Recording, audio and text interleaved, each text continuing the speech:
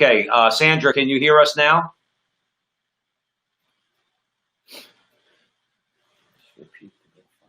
Yeah. So I think we had a little bit of a problem with the audio. Okay, good. Thank you, G. So Gore and I, Sandra, are joining us. Let me just real quick start over again. So you're welcome to the front line with Joe and Joe Pasillo and Joe Resinello in the breach on Sunday nights at 8 o'clock. Please remember to like, subscribe, share, do all that fun stuff, particularly on YouTube.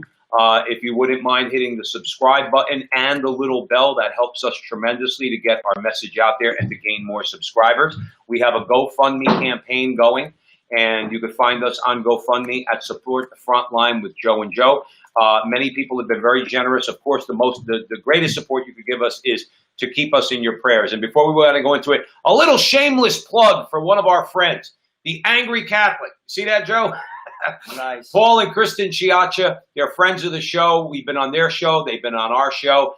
They just got a gig on the radio, and we're probably going to be on with them over the course of the next month or so. But angrycatholic.com. And they have a great show. They get phenomenal guests, Jesse Ramiro, Joseph Chiambra, a whole host of people. They've been highlighted by Michael Boris over at Church Militant. So Angry Catholic, because that's what Joe and I are. All right, we're angry Catholics. We got reason to be. And we're gonna get into it in our first story. All right.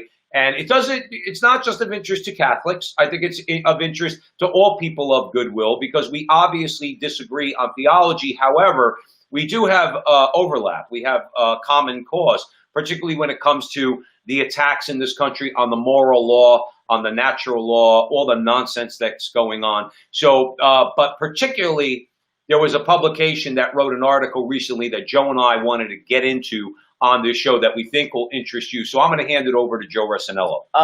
The National Catholic Reporter, as I like to call it, the National Catholic Distorter, recently ran a piece called AOC is the Future of the Catholic Church. I think this is very confusing. I actually think it's scandalous. Why is that? AOC, three points, and then we're going to break down the actual story itself. AOC is a baptized Catholic. We should pray for her, clearly. But AOC is not a practicing Catholic. And why do I say that? Based on three basically positions that she takes. One, she is a member of the Democratic Socialists of America. You cannot be a socialist and be Catholic. The Catholic Church has condemned socialism for hundreds and hundreds of years. Look it up if you don't believe me. Second of all, AOC is for abortion. You cannot be Catholic and for abortion. The two do not meet. It's like oil and water.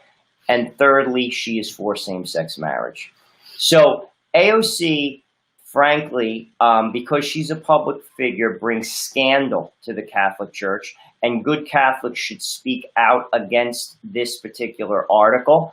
To say she's the future of the Catholic Church, well, maybe she is if she had a conversion like St. Paul, but I do think it's very confusing. I think it appeals to either low information Catholics or, frankly, Catholics that aren't catechized. Again, these are not my positions. Look them up.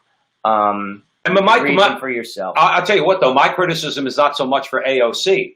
Okay, the reason why I sent the story to Joe originally because I wanted to talk about it is the criticism should be pointed towards the National Catholic Distorter, and they've been told, by the way, that to take Catholic by the bishops to take Catholic out of their name. They don't listen. All right, but having said that, Heidi Schlumpf wrote an article, and Joe just told you the title of it. AOC is the future of the Catholic Church. Now she was responding. There was an incident in the House of Representatives where Representative what's his name, Ted Yoho, who's also Catholic, okay, who's a practicing Catholic, okay. He used some foul language. Again, I'm not going to excuse that, but he did not direct it at AOC. But AOC went on the floor of the House and basically said that he did. He denied it, and guess what? I know this cheese is off the left. I believe him.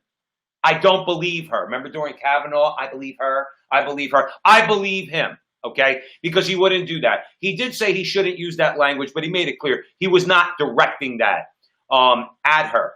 But Heidi Schlumpf then takes the opportunity, because AOC gives this 10-minute speech on the floor of the House And Heidi Schlump is saying, I can't believe how often she's referencing Catholic values. There's nothing Catholic about Alexandria Ocasio-Cortez. Joe just just outlined 3 different positions. Now, I don't care what the Catholic left says. Pope Leo XIII, 40 years later, Pope Pius XI, 50 years later, Pope St. John Paul II, all under no uncertain terms, in 3 papal encyclicals, condemned communism and socialism. It is in the compendium, the social compendium of the Catholic Church. Condemnation of socialism and communism is part of the 150-year social compendium of the Catholic Church. It's that simple. You can't be for socialism, and there's a variety of reasons why. You could go into systematic atheism. I think that would be first and foremost. Socialists and communists are atheists. They're atheistic in their view. They're materialistic in their view. The church obviously condemns materialism, whether it's capitalism or whether it's socialism. The church doesn't take that view of history. So there's that. There's the assault on private property. You don't have the right to private property in a socialist or communist system. The church, because God recognizes your right to private property, the church recognizes your right to private property. And so there's a number of different things. But the way Heidi Schlump is making it seem as though AOC is representing and espousing Catholic values on the floor of the House, and Ted Yoho, well, he's one of those evil Republicans. Don't you get it? He's one of those evil conservatives. So he can't be Catholic. You know what I mean? No, but it's just, like I said, it's confusing to people, particularly because of her positions. And I think as Catholics, we have to basically bring truth to darkness.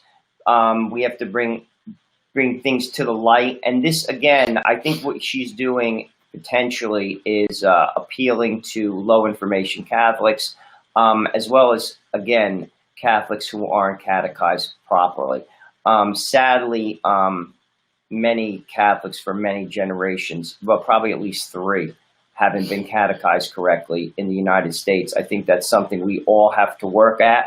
I think this is something we all have to, do our job at in terms of educating people and standing for the truth. And that's what we're trying to do tonight with the story. And that's, yes, exactly. That's what we're doing. So can we break it down a little bit? Sure. Let's get into a little bit, because these are some misconceptions about the church that Joe and I, quite frankly, are a little bit tired of, because when people like the National Catholic Reporter and Heidi Schlump and the people that work for that a leftist rag of an organization say things, like Joe said, those who just out of sheer ignorance, that's not an insult. That's just ignorance. Ignorance just meaning you don't possess particular knowledge. You're ignorant of certain things. I'm ignorant of certain things. So, but just out of ignorance, I might say, well, that sounds good, right?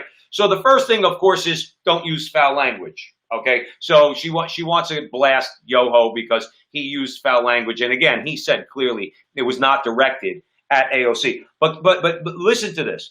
Here's Schlump. Okay, this is point number 1 that we want to just real quickly get into. As I listened to her 10-minute address on the House floor, I was struck by how often it referenced Catholic values. Ocasio-Cortez repeatedly railed against now get this in light of what Joe just said earlier. Ocasio-Cortez repeatedly railed against the dehumanizing of others and instead called for treating people with dignity and respect. Okay, let's on the surface say, that's a true statement. Does that extend, Ms. Schlump, to the protection of unborn babies in the womb? Or are you just A-OK with AO's position that where the law allows the slaughter of babies in the womb? Because let's face it, there's nothing more dehumanizing than what happens to a baby in the womb in modern America. They are dehumanized, number 1, just like Jews during the Holocaust and just like Africans during the slave trade. They're dehumanized and then they're victimized and they're killed. So what dignity and respect is Ms. Schlump talking about? Well, I think what she's doing is she's referring to things that are basically open to our prudential judgment. There are certain issues that are intrinsic evils. This is not my words. These are the words of the bishop. You could look at a 1998 piece that they published. Again, these are intrinsic evils: same-sex marriage, abortion. There were 5, actually, not to get into them all because this is not the point of this segment. However, abortion is an intrinsic evil. AOC stands with the Democratic Party. The Democratic Party is unabashedly for abortion all the way up to the minute that a child is born. They are for third trimester abortions. And that's not an exaggeration, because we know, as we covered on the show, fact. Ralph Northam, the governor of Virginia, said even if the baby's born, the baby still doesn't have a right to his or her own life. So we're not putting words in their mouth, are they? Are we? Again, you know, as it stands, while AOC is a baptized Catholic, and the seeds of baptism are constantly working within all of us, she has made a choice, as we all make choices. We make choices in life. Grace works upon our actions. St. Thomas Aquinas said that. It's the will and God's grace working together. They have to cooperate. We have to cooperate with God's grace. She has made a choice. And again, I'm not judging her. I'm stating facts based upon her positions. Mm-hmm. She, as it stands, she's not the future of the Catholic Church unless she changes. She's a young woman, and maybe she will change, and God willing, she will, and I'll pray for her. But she won't be a Democrat anymore. Well, In other words, if you convert, I'm sorry. Yes, people say, well, you got to keep politics and religion separate. No, politics and religion are going hand in hand. Okay? When you support these grave evils, these intrinsic evils, like the Democrat Party does, I'm sorry, you can't repent as a Catholic and still be a Democrat. I don't understand it. And I don't care how judgmental that sounds. That party, if it once was a moderate party, is no longer a moderate party. When Joe and I grew up, we had politicians like Buddy Fortunato, who we've done an interview with. He's the publisher of the Italian Tribune, okay, over here in New Jersey. Buddy was a Democrat back in the day. Buddy is not a Democrat now, because he understands that that party, in other words, that he once belonged to in the 1970s, okay, is no, like we say all the time, that is not the party as it stands today. Same with Peter Rodino, who was our congressman back in the day in New Jersey. Peter Rodino wouldn't be in the Democrat Party right now. There's many Italians that were Democrats that are no longer Democrat. Sorry, these are people who have their head on straight, say that party does not represent my values. It's funny because I just read something today, actually. Cecile Richards, who's the ex-CEO of Planned Parenthood, basically made a statement, and she said, if you are not for abortion, you are not welcome in the Democratic Party. Good. I'm just saying, like, Good. It's that cut and dry. When, Joe, are the 22 million pro-life Democrats? They are self-described Democrats for life. Kristen Day runs that organization. We mention them all the time because we are trying to get Kristen Day on this show. When are they going to realize? When are they going to realize that party has told those 22 million people you're no longer welcome? Can I give you an answer to that question?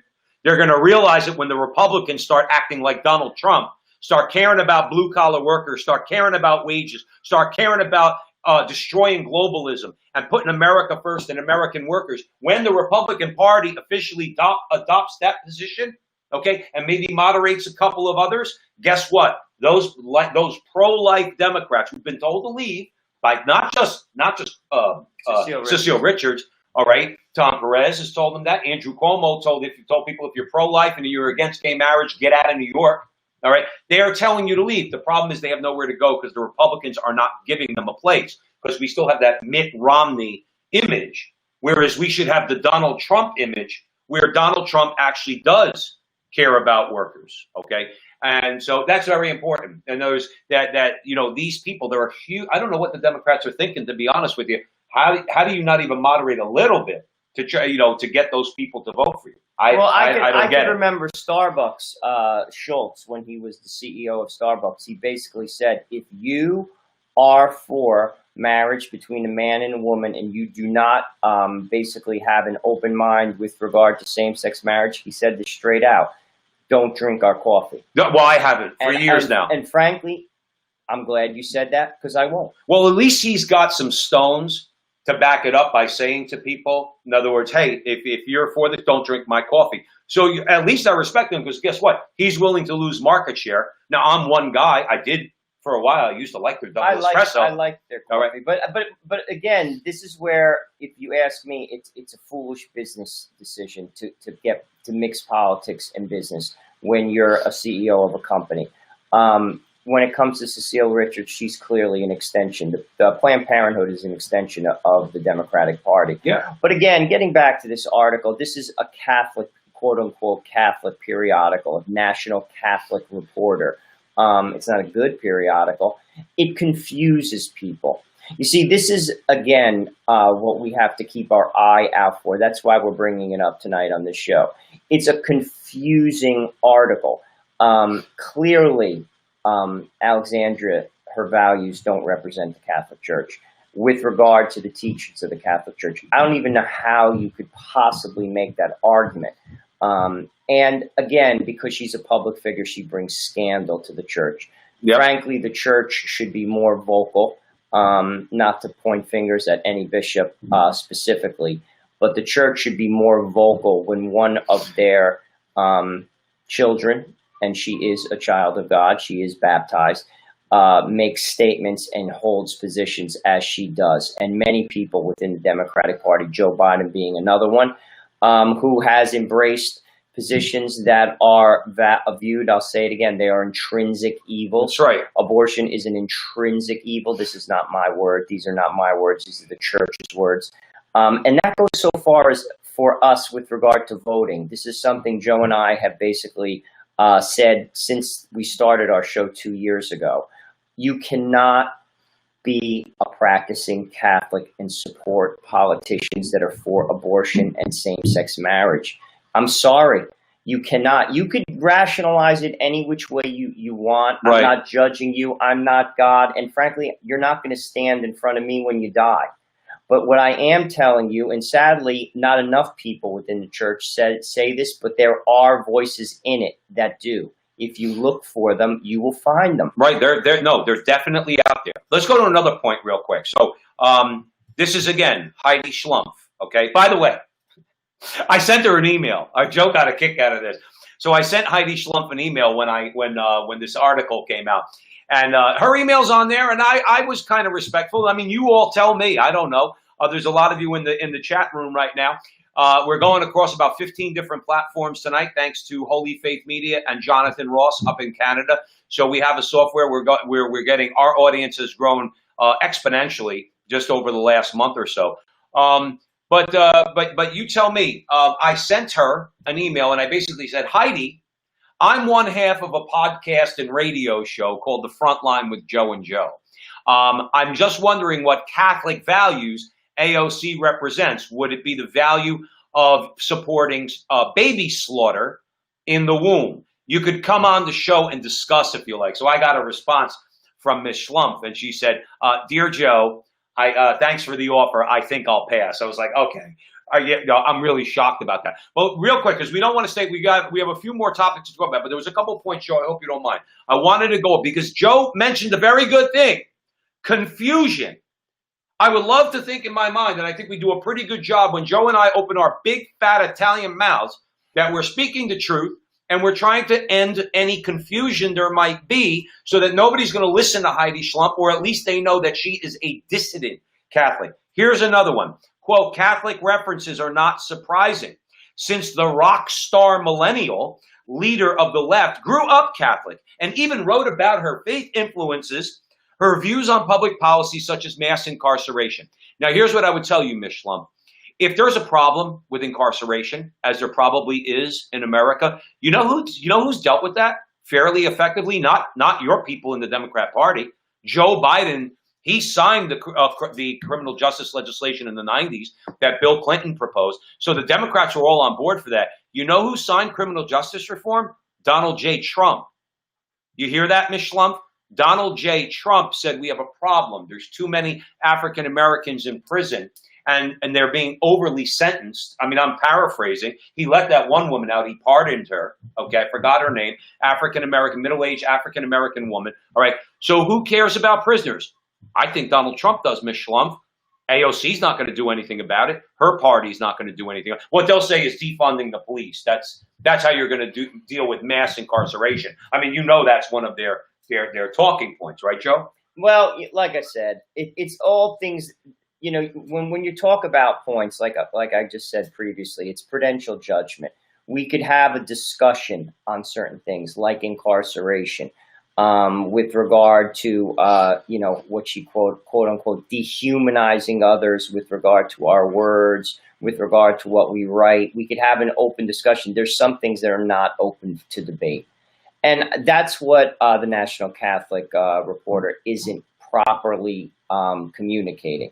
This is what Heidi Schlumpf does not understand, sadly. Or she does understand and she's ignoring it. Too many people who are Catholic, are Christian, choose to ignore certain things. Teachings in the Bible, teachings in the church. That's not a proper view of religion. Do we all do things perfectly? No, I don't.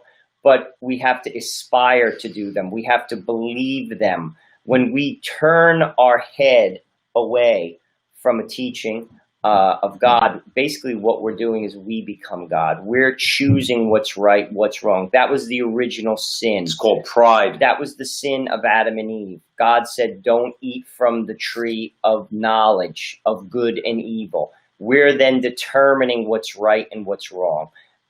That's what Heidi Schlumpf is doing. That's what AOC is doing. That's what Joe Biden is doing. Absolutely. And that's why we're bringing it up. Yeah, and it's important to bring it up, again, to dispel any confusion. I want to make one more point on this, and then we'll move forward. But I do want to thank Dennis. Dennis is checking in. Her name was Alice Marie Johnson. That was the woman that Donald Trump pardoned. Okay? Thank you for that, Dennis. We appreciate that. And yeah, so the bad man, Orange Man Bad, okay? He's the one who signed criminal justice reform, and that's why we have a race war in the street that was manufactured by the left, because 25 to 30%, particularly among young African Americans, really like Donald Trump. The older African Americans are like the old Italians. They don't want to hear about Republicans. The younger ones, by the way, one of those young ones, Joe and I are interviewing tomorrow afternoon at 3 o'clock Eastern time, and we're going to put it on our page. Bevelyn Beatty. Now, she is a young African American pro-life conservative. And she's got a great video online where she's berating one of these guilty white liberal women, telling her, just reading her the Riot Act. You could see that. But that interview we'll be doing tomorrow, and it'll be broadcast this week. But I want to make one more point. This is one that's near to my heart, Joe, because I've been talking about this for years. This was one of the criticisms, by the way, that Ms. Schlumpf had for Representative Yoho. Catch this now. Yoho voted for Trump tax cuts in 2017. Oh, he's Satan. He's Satan. You want to know what the National Catholic Reporter do? And then we'll move on. The National Catholic Reporter is a leftist rag that tries to convince you that if you want to actually keep the vast majority of your money, or perhaps you don't agree with the personal income tax, you think of it as an immoral tax, as I do. I'm not expecting Joe to agree with me on that. I think that personal income tax needs to be abolished, okay, because I think it's the theft of our labor. But Heidi Schlumpf measures compassion by how much money you're willing to let the government take out of your paycheck. And if you want a tax cut, you're an immoral person. You know what you are, Joe?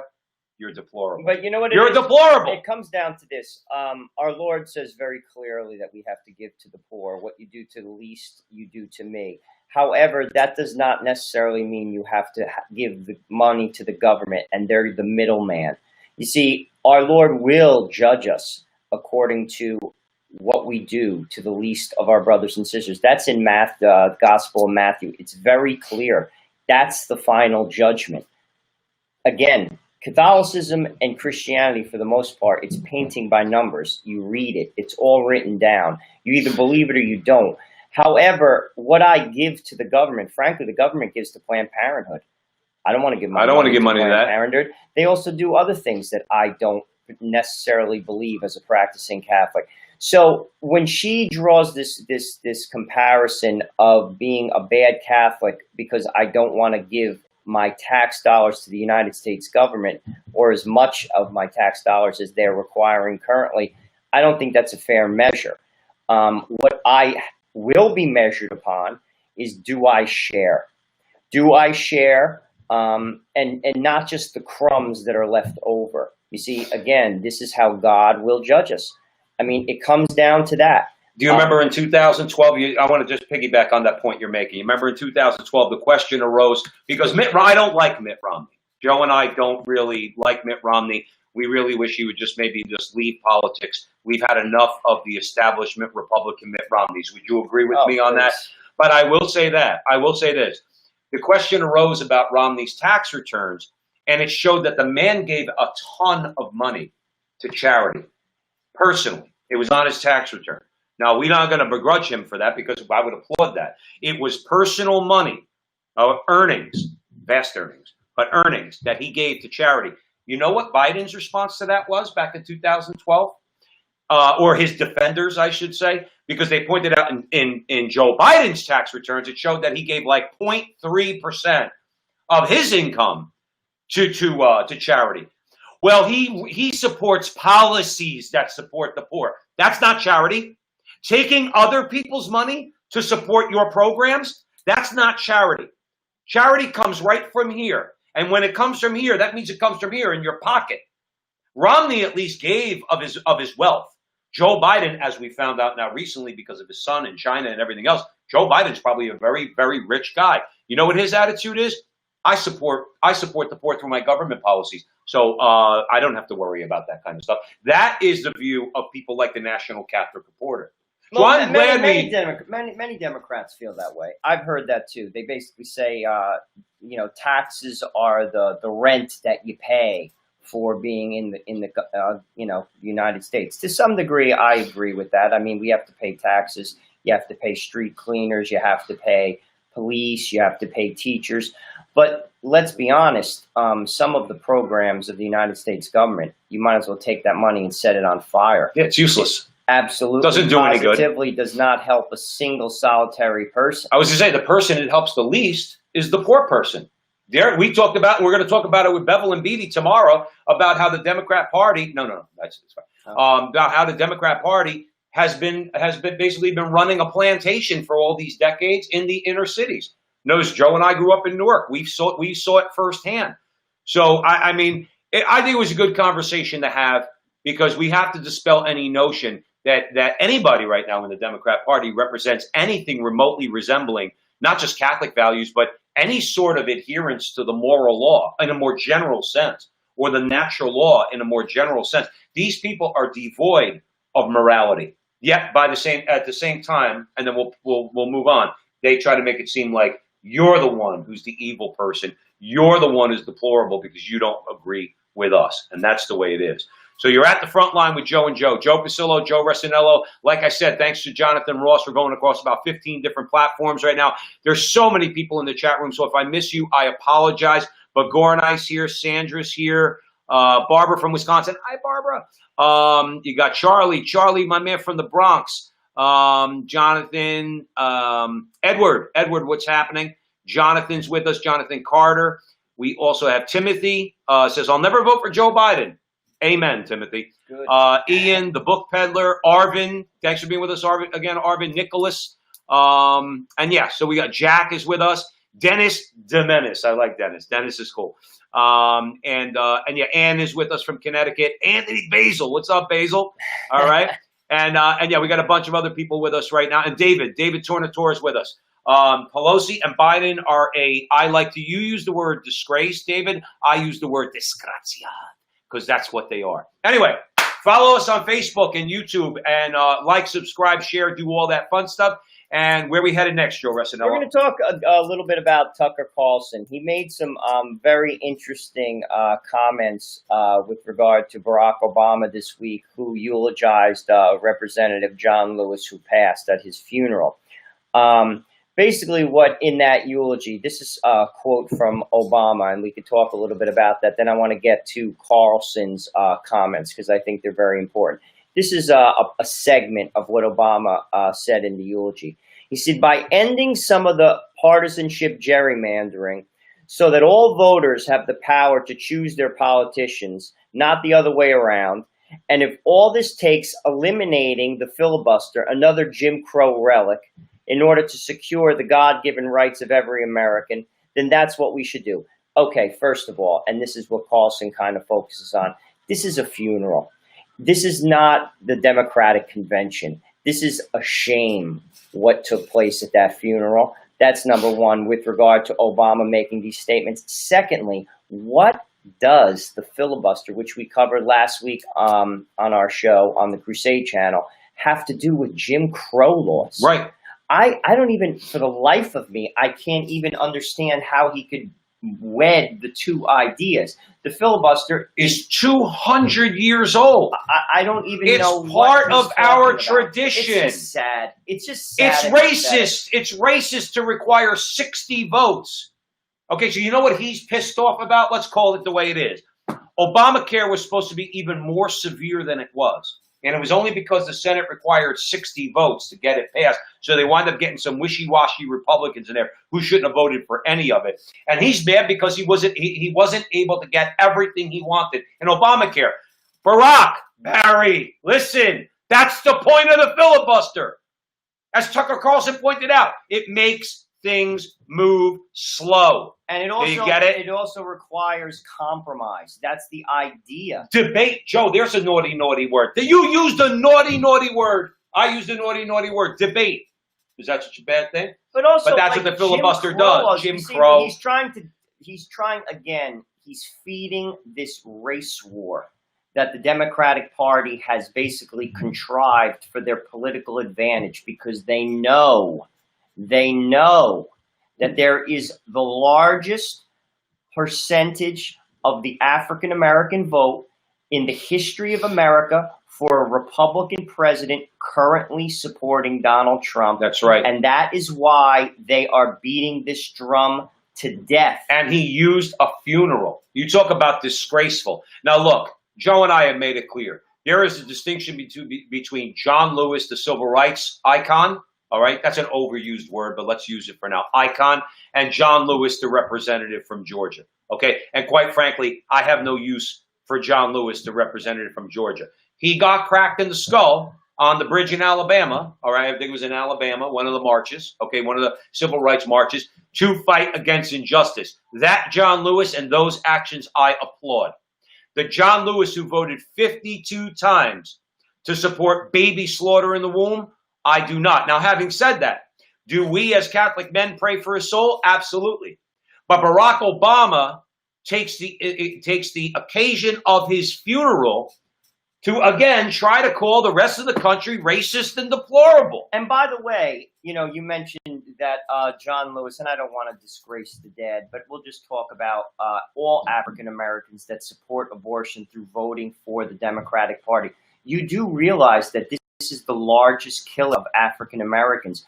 If you combine murder, AIDS, everything, put it all in a bucket. Heart disease, yep. The abortion targets the African American population more so than any population in the country. This is a fact. Right. This is something we're going to be covering with Bevelyn tomorrow in our interview, and she agrees with us too, by the way. Aren't they fulfilling Margaret Sanger's vision? Correct. Okay, Margaret Sanger specifically. Now, let's be fair about Margaret Sanger. She was never for abortion, but what's the difference? We're pointing out the fact that the woman was a racist.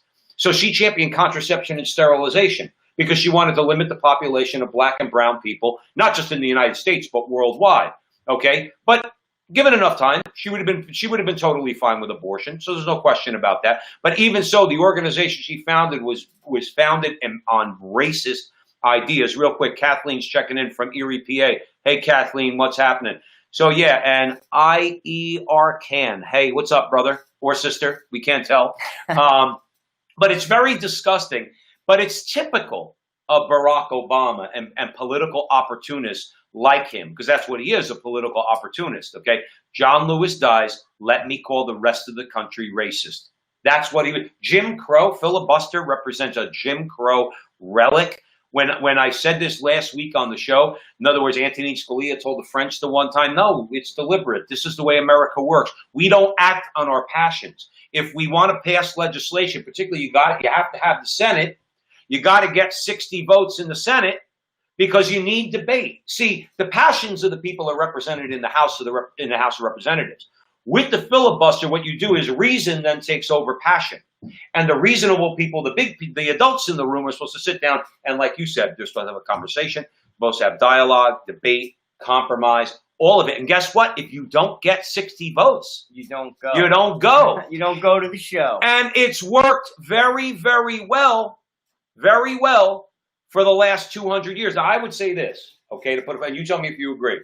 Mitch McConnell should grab Chuck Schumer in a room, and he should say to him straight up, he should say, you better end this talk about doing away with the filibuster now, because if you keep it up, if in fact the Senate stays Republican, on November 4th, I'm going to do away with the filibuster. And we are going to pass every piece of legislation we want with a simple majority. So get it straight, Chuck Schumer. You're making a bet that the Senate goes Democrat.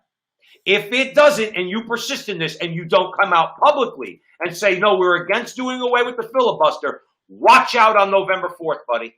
Because now we're going to go to a simple majority, and we're going to give you a big, heavy dose of what you're trying to propose. And you know what I would do if I was Mitch McConnell? Remind Chuck Schumer we're doing away with the filibuster because Barack Obama said it was a Jim Crow era relic. Well, let me go to a Carlson quote. I think he sums it up very well. He basically said, but take 3 steps back. Imagine if some greasy politician showed up at your loved one's funeral and started throwing around stupid partisan talking points about Senate procedure.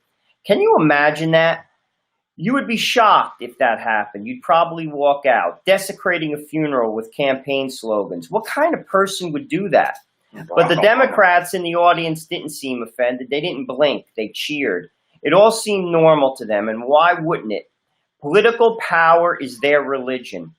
It's not out of place in a church. It's what they worship. People who will politicize a funeral will do anything. And they're trying to. That's right. And I think he hits it right on the head right there. And that's why they're trying to censor Tucker Carlson. That's why they're trying to get him taken off the air. They don't like him. He's got 4 million people on any given night that are watching him. He's got the highest ratings in cable news in that time slot. That's why they want him silenced. That's why they have big tech, and we're going to cover it later in the week. They have big tech up in front of the House, all right? House or Senate, either way, okay? And they're basically saying, we censor. They're basically saying it. Who's trying to protect the American people when it comes to big tech and their censorship? They're real conservatives like Josh Hawley, Ted Cruz, Donald Trump. They're trying to take power away from these people. But getting back to Tucker Carlson, they are itching to get something on that guy so that they could tell Fox News he needs to be fired.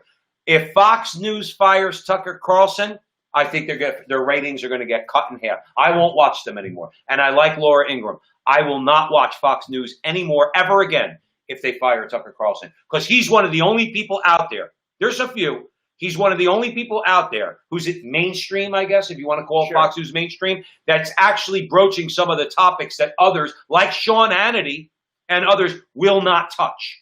If they fire him, they're disgraceful, and I will not watch them. I dare say they're going to lose a lot of ratings if they fire Tucker Carlson. But speaking of the Lewis funeral, I wanted to bring up a point because I think it's a very important one. Social distancing at that funeral, basically, this was the message that I got from it, is for the little people, and it's not for the elites. What do I mean by that? It's clearly a double standard, and let me elaborate. The funeral for civil rights icon John Lewis is yet another example of how our elites have turned the rest of us into second-class citizens. It is also an example of what they truly believe about the risks associated with the coronavirus. I say that by their actions.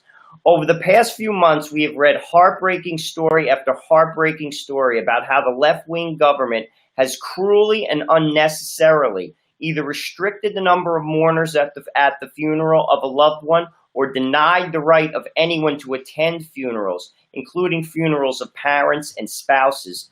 Meanwhile, many of these very same left-wing government officials are encouraging, championing, and even joining countless and massive Black Lives Matter and Antifa protests. And I invite all of our viewers and listeners tonight to please Google images of this funeral, John Lewis, and see how these elites are completely ignoring the very rules which they're trying to impose on us with regard to social distancing. The hypocrisy is glaring. Frankly, it's embarrassing, and I hope America is watching. Well, America is watching, all right? And that's why this reaction against social media, because this is our platform. Not just Joe and I, but many people. But real quick, before I make my point, Eddie's with us. Eddie, good seeing you, brother. Eddie says leftists do not recognize boundaries. Their drive for power and influence extends to all aspects of life. What they lack in common sense, they make up for in blind ambition. Eddie's been watching the front line with Joe and Joe. Of course he has. Eddie's a great supporter of the show. Bill's with us. Why can't we get as many Sunday worshipers in church as neo-Marxists can gather at a political protest? Unfortunately, Bill, that one falls on the bishops. Now, in Minnesota, in fairness, Joe and I covered it, a couple months ago? Bishop Hebda told the government, told the governor, your orders lack reason, therefore, your orders are unreasonable, therefore we're not going to follow them. Okay? I haven't heard any bad things, any repercussions, but the answer to your question is, Bill, this is not bashing, this is the truth. This falls on the bishops. My best friend Mike, who may be watching, his father died a couple weeks ago. Is a man I called Uncle Nicky. Okay, I knew him since the time I was 20 years old. Okay, and me and Mike have been friends, for the last 30 years. I could not go to his funeral. It was capped at, I think, 10 or 15 people. This is a man who I'm faithful Catholic. So is Joe. I want to pray for his soul. I want to pray for his soul at a Catholic mass, at a Catholic funeral mass, and I was not allowed to do so because Cardinal Tobin said I was not allowed to.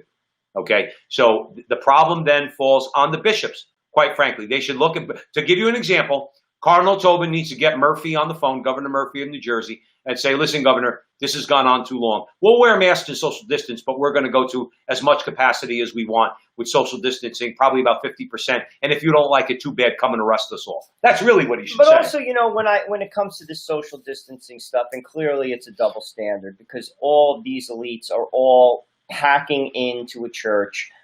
There is no basically 50 people or under, which I believe is the rule in New Jersey currently. It could be 100, but initially when they let us to go back to church, it was 50. Then they're giving us trouble with regard to going to the polls and voting. You can go to a box store. What I mean by a box store, you can go to Walmart, you can go to Lowe's, you can go to Home Depot. It's packed on any given Saturday. I go to pick up things from my house. It's packed. The line is 20 yards long. The parking lot is packed. If you go to the Jersey Shore, the boardwalk is packed. The beaches are packed. No one's social distancing. I have a town pool that's very close to my house. It's packed. It's packed on Saturday. No one's social distancing. Yet they're trying to take away a fundamental American right, which is to vote. And they're basically trying to replace it by voting by mail, which could be open to all types of trouble. Keep this in mind. There was a congressional vote in June in New York State. Do you know that they have not, it's now August, that they have not come to the victor? Right. Concluded on the victor yet? Is this what you want? Do you want to create like a gray situation or a blur with yes, Joe, that's what the left wants. So why do I bring this up?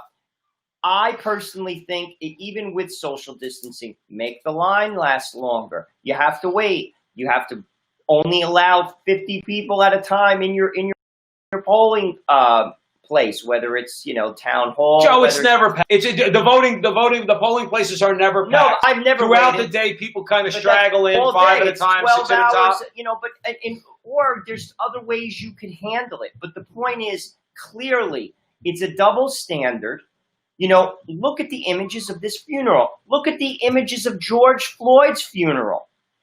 I'm just rattling off example after example, things that happen in my own town, in my own state. Yet they're basically saying to you that you can't go and vote because it's unsafe. But it's perfectly fine for Barack Obama to go into a packed church and eulogize John Lewis, and then to go to where he's buried at the cemetery, packed, everyone's hugging each other. George Floyd, perfectly fine to do that. Yet I can't go and vote at the poll. And I have to basically vote by mail, which opens up my vote, the voice of the American people. Why do I have to trust my vote to a post office and worker? That's another thing. It's just not sound. It's a double standard, and I hope America is watching. I mean, you're allowing these people to manipulate the voice of America. Do you realize that for 4 years, the Democratic Party, after Donald Trump was duly elected by the American people, and he was elected, the voice of the people, we spoke, whether you like it or not, he was elected. They have basically tried to negate your voice. This should be appalling. Yes. This is not an American idea. And then when you see these double standards and this hypocrisy, you do realize, you Democrats out there, that this can happen to you. You see, the tables turn sometimes. And I don't want them to happen to you, frankly, because I believe in the American idea, the American experiment. I believe in the Constitution. We're so blessed to be able to vote. Most countries don't have what we have with regard to that. And they have been coming up with hoax after hoax after hoax to basically take away your voice. And they're trying to do it again. How much projection do we have to put up with? In other words, it was with the Russia hoax. It was them who colluded with the Russians, okay? So we know that everything is projection. Now their concern is, if Donald Trump loses on November 3rd, is he actually going to leave, or are we going to have to go there with the National Guard and force him out? That's what you people have been doing for 4 years. You've never accepted the results of the 2016 election, but then before the election, they kept saying, we have to worry. Nancy Pelosi, we have to worry if Donald Trump is actually going to accept the results of the election. You're the ones who didn't accept it, not them, not Donald Trump. And in the same way, listen, if you think in August, we're in August now, if you think there's not going to be fireworks between now and November 3rd, okay, Joe Biden is about to die. Now, I don't mean that, or I don't wish it, but I heard him the other day, okay? And I'm like, this guy's half dead. He's already half dead, okay? People are going to look at him, whether he goes in front of a camera and debates Donald Trump or not. People are going to look at him and they're going to say, because Donald Trump at least is going to be out on the campaign trail. Well, you have to question whether or not Joe Biden is going to be out on the campaign trail. And if he is, people, first of all, the mainstream media is not even going to cover it. They're going to pretend like Joe Biden is not even running. All right, it's all going to be negative against Trump. They can't put the camera on Biden because I'm not exaggerating. I thought the guy was going to die.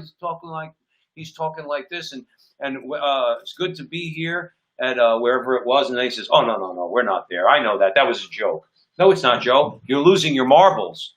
All right. So what are they going to do if he's officially the nominee? Okay, I don't know when they actually officially make him the nominee.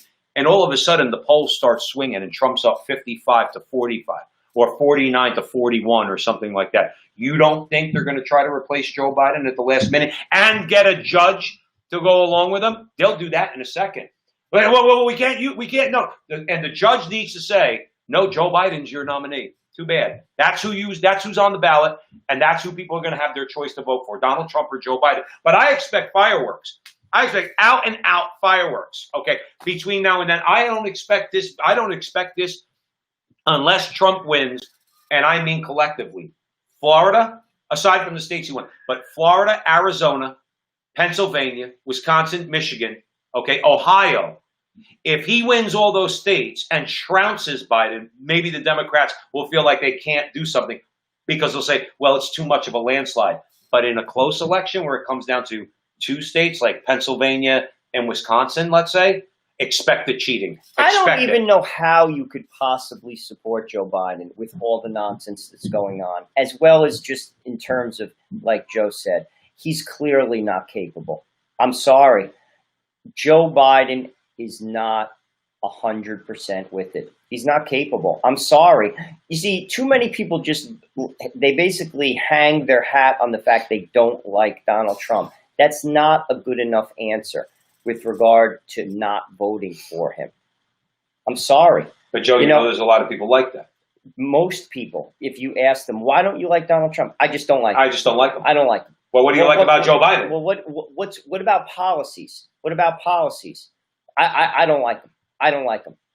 All he cares about is money. Can I tell them a story real quick? Sure. You know, during the cabinet, this is a perfect illustration of what Joe is talking about. Okay, there's a woman in our parish, or our former parish, that we used to go to. This was during the Kavanaugh hearing.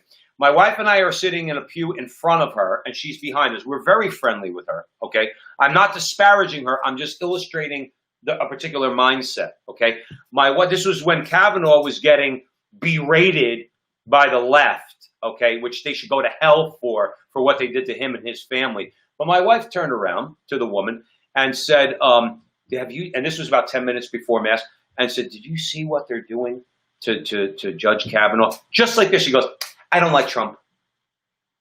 My wife said, no, I'm sorry. No, I wasn't asking you about Donald Trump, but Brett Kavanaugh is like, no, like that, like I'm seriously going, I don't like Trump. And that's all that was her only response. That's not an adult. She knew in her heart what they're doing to Kavanaugh was disgusting, but her only fallback position is, I don't like Trump. Well, that's the problem. I mean, that's the problem. I'll be truthful with you. That's why they don't want to have a debate, frankly, because their positions are weak, and that's not a position. That's not a position. That's the position of, frankly, someone in grammar school fighting over a kickball game. Right. That's not. I don't like him. I don't want to be on his team. Yeah, and if you disagree with me, I'm going to take my ball and go home. I don't know what to say. To that, frankly. Yeah. We got Rosemarie's joining us. Hi, Rosemarie. She's AOC is from a wealthy family, typical hypocrite, socialism for thee, but not for me.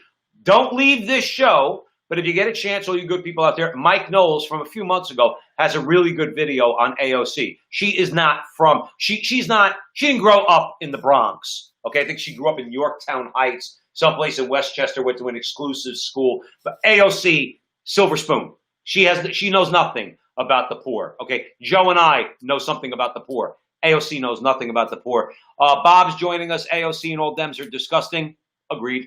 And Bill, put up a blind resume of accomplishments, but don't label what the candidate is. That's, Bill, what they're going to try to do. They're going to try to say, Joe Biden's got all this experience, okay, but we don't need to hear from him, particularly in debates. So thanks for joining, Bill. Anyway, you're at the front line with Joe and Joe. Joe Pasillo and Joe Resinello. We are way into the breach. We're not only on, we used to only be on Facebook, Joe, but now we're all over the place. YouTube and a whole lot of other places, thanks to Jonathan Ross at Holy Faith Media. I did forget to mention that we do a radio show, Joe and I, once a week on the Crusade channel, which is always on air and always online at crusadechannel.com. Mike Church is one of the best radio guys around. It is a subscriber-based station. However, you could do a 30-day free subscription, a free trial. Joe and I get nothing from that, even if you do subscribe. Great, great channel. We recommend that to all of you. So anyway, Joe, where are we headed next? Well, speaking of social distancing, I wanted to stick with this subject and kind of weave in the Black Lives Matter movement with it. Something recently came up in Washington, D.C. Black Lives Matter ignores risks to African Americans. The D.C. mayor also ignores her own restrictions. Here's the story. BLM protests haven't been curtailed by the pandemic.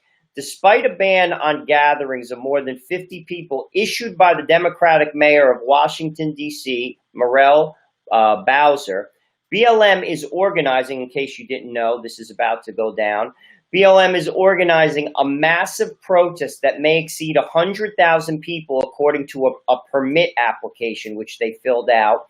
It's billed as the March on Washington 2020. Protesters are instructed to gather at the Lincoln Memorial on August 28th of this month, the same date and location where Martin Luther King delivered his famous 1963 I Have a Dream speech. So BLM and MLK, now they're going to actually try to equate those two, Joe Resinello? It's very sad. But when I say that BLM ignores the risks to African Americans, this is something you may or may not know. Early statistics have shown that cases among African Americans accounted for 42% of all virus-related deaths. Believe it or not, the liberal media is against this rally. There are voices in the liberal media that are against this rally. That's shocking to me, by the way. I'm really surprised at that. The New York Times, this is what they had to say in early July. Black and Latino people have been disproportionately affected by the coronavirus in a widespread manner that spans the country throughout hundreds of counties in urban, suburban, and rural areas and across all age groups. Then the Washington Post directly addressed this particular rally. This is what they had to say. They said, no, bring the coronavirus from all over the United States on August 28th. This would endanger lives, especially lives of vulnerable people of color here. We have worked hard to reduce the impact of the coronavirus in D.C. We are trying to find safe ways for D.C. school children to engage safely and succeed in the new school year. We absolutely do not need the spike in suffering and death that would accompany this demonstration. Once again, you're seeing a double standard. Mm-hmm. The elites could do what they want to do, and you can't.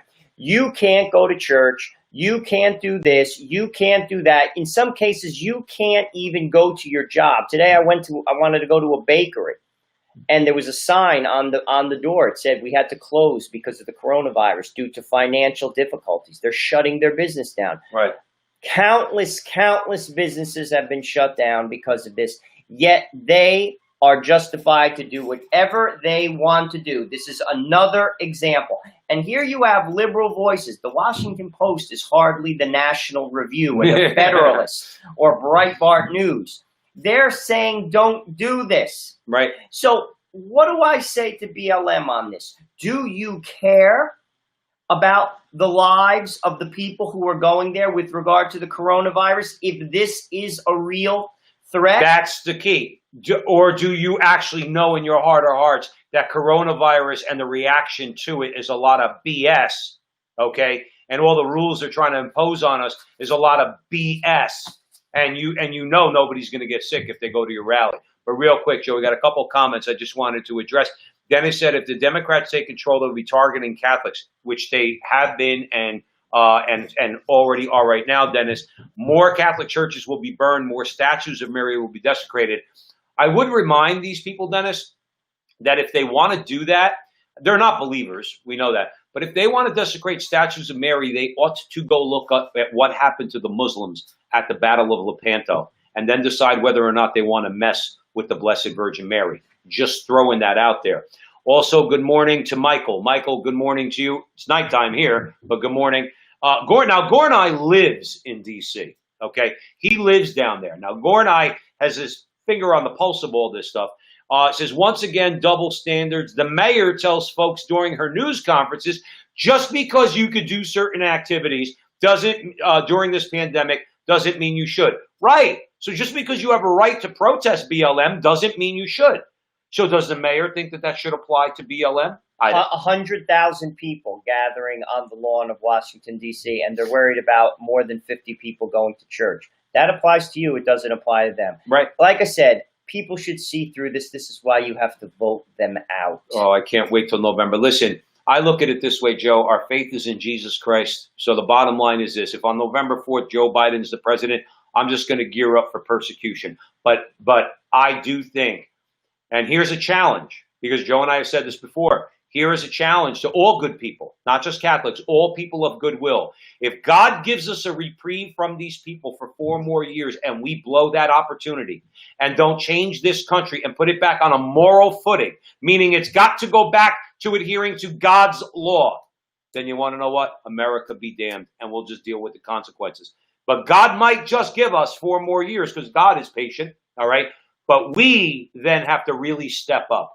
We really have to step up in that 4 years and change the direction that this country has been on since the 1960s, at least, if not sooner than that. But believe it or not, I just rattled off some liberal voices, particularly the Washington Post, that are against this march. You have a voice, which I wanted to point out, coming from Harvard. Believe it or not, Harvard Medical School. He's an infectious disease expert. His name is Dr. Renu Dillon. He calls the protests risky but necessary, just like working in a nursery home or a grocery store. This is the direct quote from Dr. Dillon from Harvard. He says, protesting against systematic injustice that has contributed directly to this pandemic is essential. He urges that people must demonstrate for the right to live, the right to breathe, the right to walk down the street without policing coming at you for no reason. Something tells me that Dr. Dillon won't be amongst the 100,000 people on the lawn in Washington, D.C. Once again, it applies to you. It does not apply to me. Frankly, to be honest with you, it shows how little they care for you as the person. It's all about the agenda. It's all about the bigger picture. It's all about getting Donald Trump out at any cost. If that means people die, if that means people get sick, if that means we destroy our cities, if that means we take down our police force and put people at risk and at danger, so be it. Whatever it takes, to get Donald Trump out. That's the message that I basically hear loud and clear, and I hope you do too, because that's exactly what they're saying, not by their voice, but by their actions. It's perfectly clear. And Joe, this is not a shock. This is not something new. Communists have been saying things and doing things like this since the October Revolution of 1917, when questioned about the amount of people that were dying in Russia at the time. Lenin's attitude was, you can't make an omelet unless you crack a few eggs. Of course, but his head is not going to be one of the eggs that gets cracked. It'll be somebody else's head that gets cracked. This is what communists and socialists do. Why do people bury their hand in the sand and not take the lessons of history? These people are doing nothing new. BLM, Antifa, all of them are doing nothing new. But you do have to understand, you have to look at history and read history so you could see their tactics. You could see their strategies. You could see the way they try to bully you and me and all the good people out there who are listening to us in social media. They try to bully you, then they want to disarm you. Then they want to indoctrinate you, and if they can't indoctrinate you, they'll indoctrinate your children. We cover that 1,000,000 times on this show. Indoctrination of children through the education system. Why do we have to wait to give them power before we realize we're making a mistake? We did that with Obama in 2008. And in 2010, the Republicans swept in and took control of the House and Senate and kept it till 2018 to put a check on Obama. Don't do it this time, because I'll tell you what, this 2 years of Joe Biden, if he gets elected, this will be, and especially if they do away with the filibuster, in that 2 years, that filibuster is the only check we have if they have the presidency, the House, and the Senate. Okay, that filibuster is all we will have. If they do away with that, you better gird your loins, as St. Paul said. Okay, because we're in a lot of trouble. They are going to hit us with every atrocity in their playbook, and they'll do it with a simple majority in the Senate, and Joe Biden will sign it into law. Do you want that? And I think the answer should be no, and for all the reasons that Joe and I go over every single week on this show. Let's talk a little bit about the doxers that were censored this week. I think it's important to cover. We'd be remiss if we didn't talk about that, because it was an absolute and utter disgrace on a number of fronts. As we all know, a group of doctors basically claimed Americans are being deceived about the coronavirus. A video which was shared by Breitbart showed a press conference on Capitol Hill by America's frontline doctors, a group challenging the mainstream narrative of COVID-19. Dr. Simone Gold suggested that there are thousands of physicians around the country who share their perspective. Very interesting, and we're going to name a few of them. Dr. Gold, this is what she had to say. Americans are riveted and captured by fear at the moment. We are not held down by the virus as much as we are being held down by this spider web of fear. Another doctor at that press conference, Stella Emanuel, she trumpeted hydroxychloroquine, an experimental treatment for the virus. This is what Dr. Emanuel had to say. And the result has been the same. I put them on hydroxychloroquine. I put them on zinc. I put them on Zethromax, and they are all well. Opponents on social media called Dr. Emanuel fraud, by the way. One of the arguments was her involvement in Christian ministry. Ooh, that's a sin. I'll be honest with you. I mean, this is a disgrace on a number of fronts. One, let's talk about big tech for a minute. They took it down. Why can't we discuss this? Why can't we have a discussion? Why is this bad data? Why would you rather listen to Rob Reiner and not listen to a group of doctors? Because she's at least Christian. Entertain the conversation. Immediately taken down. That should be red flag number one to the American people, right there, if you ask me. Second of all, these are just that. They are doctors.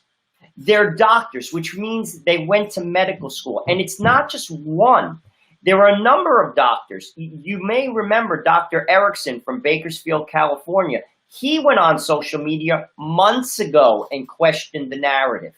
And his video was taken down. This is what Dr. Erickson had to say. He said, basically, our California, talking about the mandate, the lockdown mandate, he basically said our suicide hotlines are up by 600%. Our spousal abuse and different areas of alcoholism are on the rise. He's basically saying that the lockdown has done more harm than good.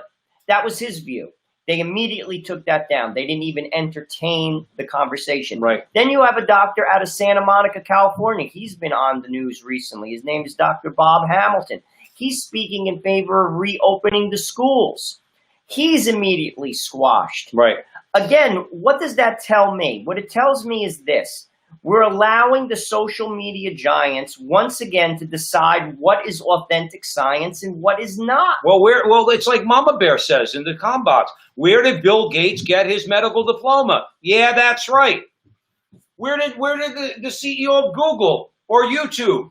Where did they get there? What makes them scientists? They're not scientists. They're taking down videos of people who are scientists, but they're not scientists who fall in line with the narrative. This is what they do. They convince you that if you argue with them, you're anti-science. But when scientists argue with them, what did they say about this doctor? I think she's from Nigeria. Fraud. She's a fraud. You want to know why? Because she's a Christian. Ooh, I guess that same Christian faith, Catholic faith, truly, okay, about 800 years ago, that developed the scientific method and gave it to Western civilization, I guess they were disqualified from having done so.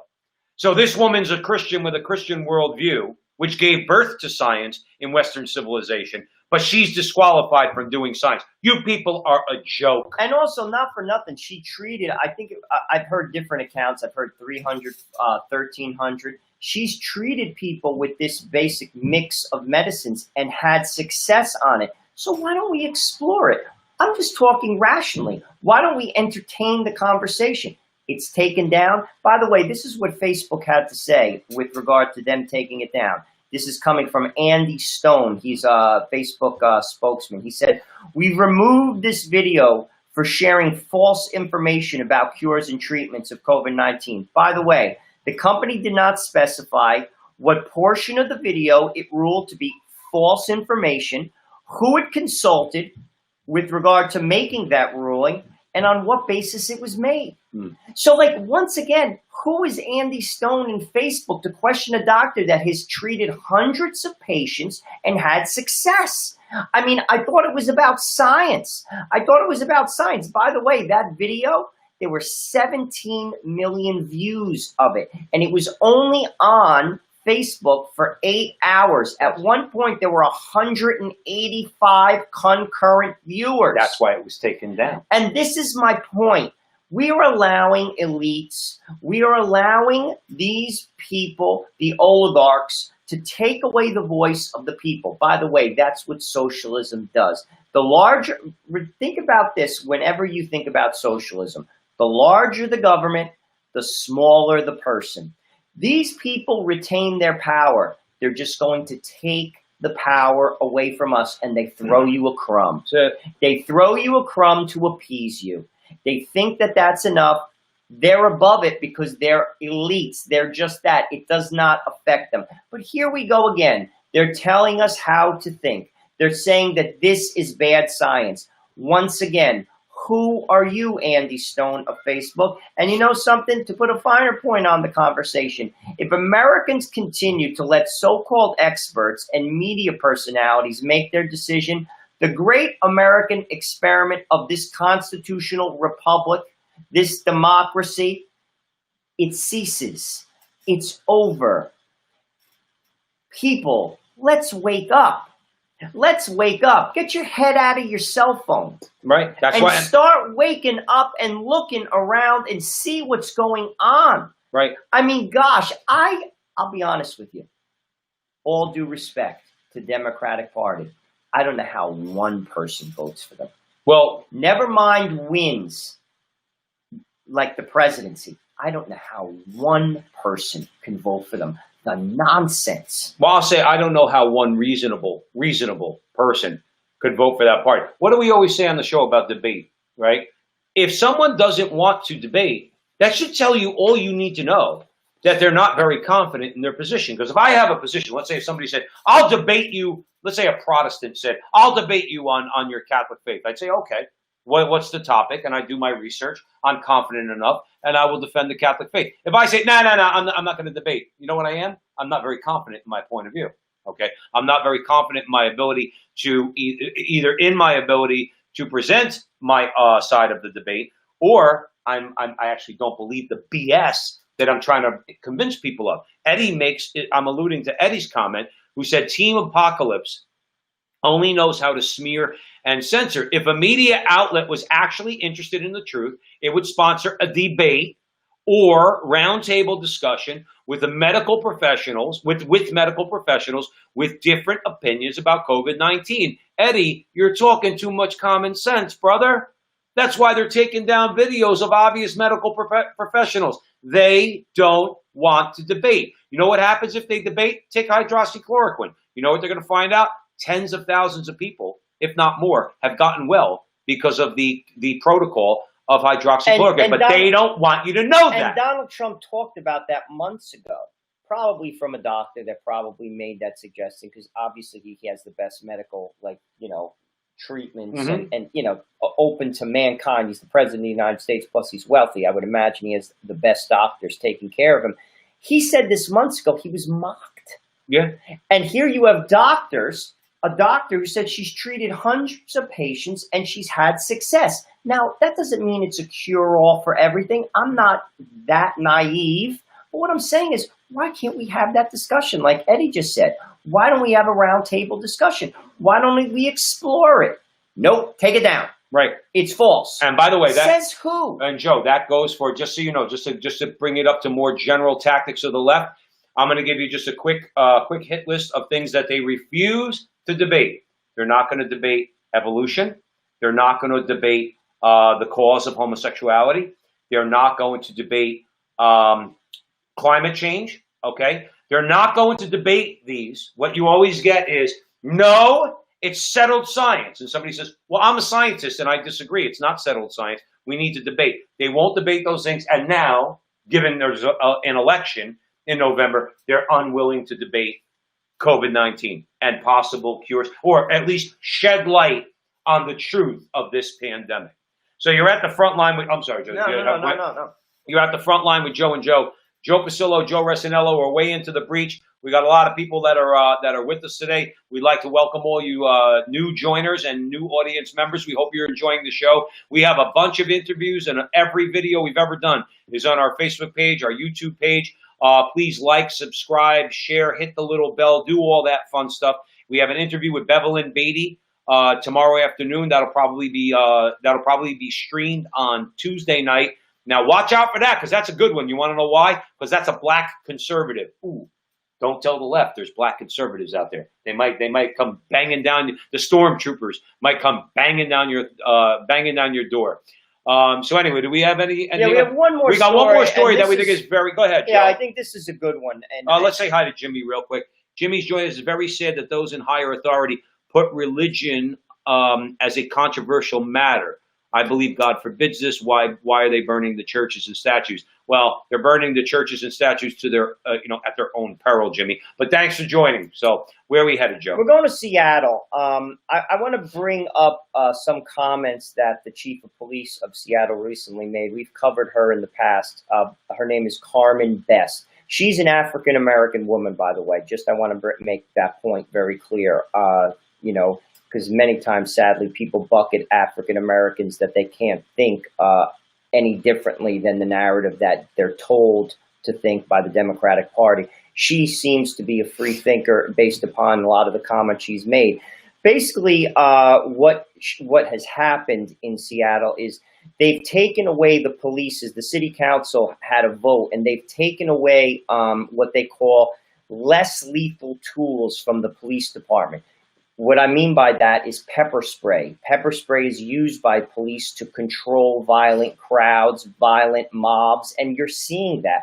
As we all know, that there was what was that Chaz? Chaz or Chop? Yeah, they had Chaz then became Chop. Yeah, it was like basically a community within a community, which was basically controlled by. It was the a mob. communist takeover of 6 blocks of Seattle, is what it was. And people, two young boys died, a 19-year-old. I think both of them were teenagers, by the way. 4 people were shot in that particular area of the city. I thought it was peaceful. Oh yeah, I thought it was, again, narratives. We were told it was peaceful. So now the police this has been taken away from them, voted by the city council. They cannot use pepper spray. This is what the chief of police had to say. This is the chief of a police of a major city in this country. Now swish this around in your mouth like a fine wine and think about this. Carmen Best, this is what she said. She said, there are riots. The city council banned the use of pepper spray and other crowd control agents. So now we have no ability to safely intercede to preserve property in the midst of a large and violent crowd. I'm going to break that down for you in a shorter version. Now, what she's basically saying, if you have a business in Seattle and there's a riot, you are on your own. How's that? This is a wealthy American city, and the chief of police is saying that. And what she also said, she wrote a letter to the city council, and this is what she said in the letter to the city council. This is the chief of police.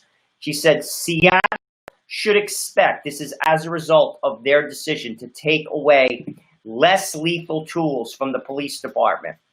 Seattle should expect more property damage, arson, looting, and attempts to injure additional officers. I can't believe what's going on. This is America? And that's why I say, honestly, and I say this objectively, I do not know how any clear-headed person can vote for the Democratic Party. And what did we say a couple weeks ago? I'm sorry. If Joe Biden wins, don't think this is getting better. This is going to get worse, is it not? Oh, because basically you're empowering them. Right. If you vote for Joe, first of all, Joe Biden will not lift a finger to stop any of these. And that's what's going to make them feel emboldened, empowered. They're going to look, Joe. The cities, just because Joe Biden gets elected, doesn't mean that the cities are going to get have been torn down. No, they're going to have carte blanche now to go and tear down the rest of these cities. That's what they're going to do. And who's going to be most affected by it? The poor.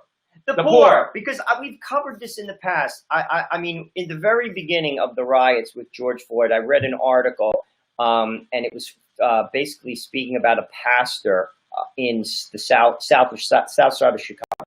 And basically what he's saying, he works with the poor. South side of Chicago is poor. It's where the White Sox play baseball. I've actually gone to a game there. It's a very, very bad neighborhood, kind of similar to the Bronx where the Yankees play. Anyway, he basically said those riots put his work back 2 decades. 2 decades. When you burn poor neighborhoods down, businesses leave and they don't return. Businesses choose to invest in a neighborhood. They choose to invest in a neighborhood because they see a potential to make money.